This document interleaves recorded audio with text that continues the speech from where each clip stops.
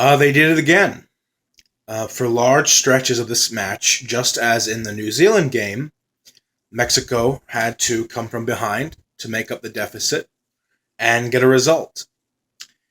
The way that Mexico started off this last group game against Russia, I can't really blame them as I did during the New Zealand one because they were up against a host nation that was under an immense amount of pressure to get a win today. And Stanislav Cherchesov, despite the fact that his team is now the first ever in Confederations Cup history as the hosts to fail to advance out of the group, I think he and this Russian side deserve a lot of credit because you saw that first half, the opening 45 minutes. Mexico was on the back foot. They were really taking the brunt of all of Russia's attacks. Russia looked much more menacing than they have during the course of this entire group stage, in my opinion. You take that first half of this match today. I thought this was Russia's best 45 minutes of playing so far in this tournament. And great goal by Samedov in the, I believe it was the 25th minute. I had a sneaking suspicion that someone other than Dmitry Smolov would step up today for the Russian national team. And it did happen. But still, when they went ahead 1-0, you just felt like Mexico was going to get something out of this match just because they're Mexico. And you look at Mexico in all three games in this group, they've gone behind first, conceded the first goal in all three games, and they've gone behind a total of 4 times because they went behind twice against Portugal, once against New Zealand, once against Russia. They came back every single time. So I can't really attribute Mexico's poor first half to anything that Osorio did or anything that the players themselves did. I just think that they played against a Russian team that had so much to prove in this game. They wanted to at least get out of the first round, and they didn't. But one thing, as far as the whole psychology of this game goes, this was another example of Mexico playing down to their opponent's level. For some reason, Mexico is just one of those national teams who plays at the level of their opponent, whether they're playing a superior opponent like Chile or Germany or France. They will switch into another gear and match them. They play lesser quality New Zealand, Russia. They play down to their level. And that really, in my opinion, is a habit that really has been plaguing Mexico and hindering them from achieving maximum success with all the potential that they do have and all the talent that does come up through the Liga MX domestically. So I wasn't surprised that Russia started off the more dominant, the more assertive team. But Mexico came back into the strong. I thought that their equalizer was kind of funny because you knew that Nestor Araujo wasn't even trying to have a chance on goal. He was trying to cross that with his header, but it beat goalkeeper Igor Akinfeev. And then in the second half, I'm not sure what Igor Akinfeev was thinking coming out of his line that far out. But Herving Lozano really took a big risk there with that header because you saw how that nasty bump he had with the Russian goalkeeper. Arguably, Igor Akinfeev could have been carded. I thought that was a really vicious challenge, and Lozano could have been injured in that account. I think he might have been a little bit injured. I'm not sure.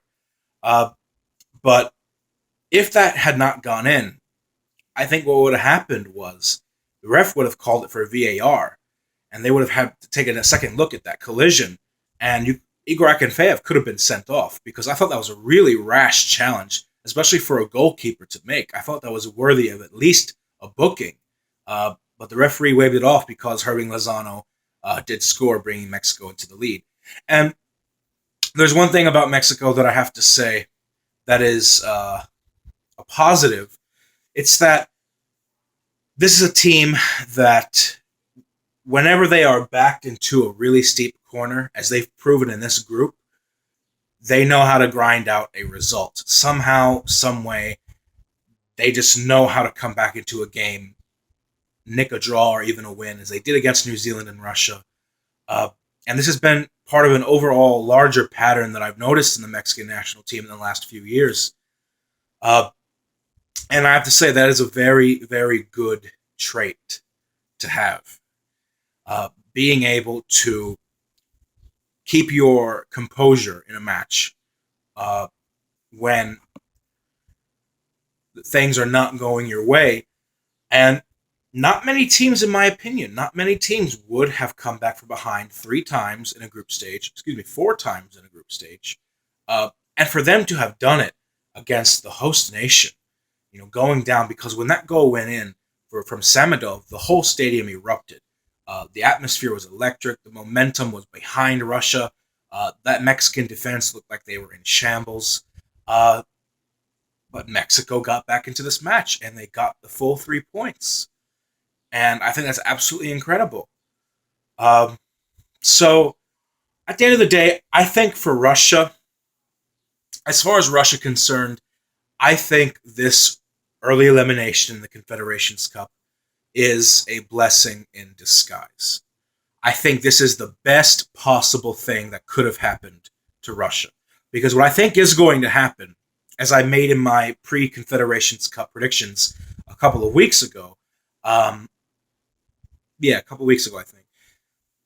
I didn't think they were going to come out of this group, but them having this embarrassment this early in the group stages will allow them to readdress some of the underlying problems they have on their squad, and they'll come back stronger in the 2018 World Cup. Success in the Confederations Cup is not a very good indicator of a team's success in the World Cup a year later. It's almost universally not a good indicator of that. So, I was reading online, a lot of people saying, Russia, they're screwed for next summer in 2018. Nonsense. You don't know what you're talking about. They won't be screwed. They will come back. They will regroup. They will get out of their group next summer. They won't go far. I think maybe a round of 16 finish, quarterfinals if they're lucky. But I think this is a good thing for Russia. And I hope they don't change their manager, because I do like Stanislav Cherchesov. I think he has a good grasp on his team's identity. I think he knows what he's doing with them. Look, at the end of the day, the reason Russia did not come out of this group was not because of... mostly it's not even their fault. They're just not good enough. They were just not good enough compared to Portugal and Mexico. And it reflects in the group standings, with Portugal and Mexico finishing on 7 points each. 4 points more, Russia in third with 3. A 4-point margin in a group is pretty massive. Russia and New Zealand, they didn't have much of a chance entering this tournament to begin with. I don't think there's anything for them to feel ashamed of from this. You just lost against better teams. So that's my reaction. Congratulations to Mexico for coming through this group. I'm not really going to comment much on the Portugal-New Zealand match. So much because it was straightforward. It's another day at the office for the Portuguese and for the New Zealanders. We knew Portugal was going to win that match. It was only a matter of by how many goals. I thought it was going to be 3-0, but they won 4-0. So that match was mostly a snooze fest, because you knew what the expected result was going to be. Chris Wood again squandered a good opportunity to at least get a goal, a consolation for New Zealand. What a surprise! But that match wasn't nearly as exciting as this one to determine who would go through to the group. To the semifinals. And there's not much to say on it. So Portugal wins the group with 7 points. Mexico second with 5. Russia with 4, and New Zealand with 0. No, excuse me. I'm sorry. Mexico with 7 points as well, but with an inferior goal difference to Portugal. Russia with 3, New Zealand with 0. So Portugal, Mexico go through. Pretty happy with my predictions for Group A. Both the teams that I picked went through. I'll see you guys later. Peace.